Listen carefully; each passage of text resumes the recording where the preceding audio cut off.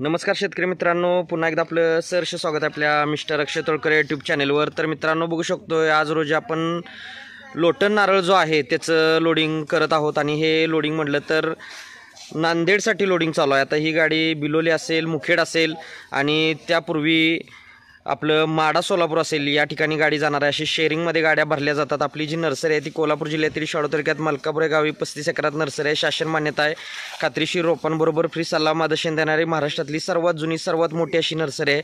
सर्व प्रकारची खात्रीशीर कलमं मिळतात, सर्व प्रकारची फळझाडं, फुलझाडं, शोची, जंगली, आयुर्वेदिक, मसाल्याची इत्यादी विविध प्रकारची 1500हून अधिक व्हरायटीचे प्लांट्स मिळतात आपल्या नर्सरीमध्ये। आणि आज आपलं हे जे लोडिंग चालू आहे ते लोटन नारळाचं चालू आहे। लोटन म्हणजे जमिनीपासून फळ येणारं आणि प्युअर शाळ्यासाठी पाण्यासाठी वापरली जाणारी ही जात आहे।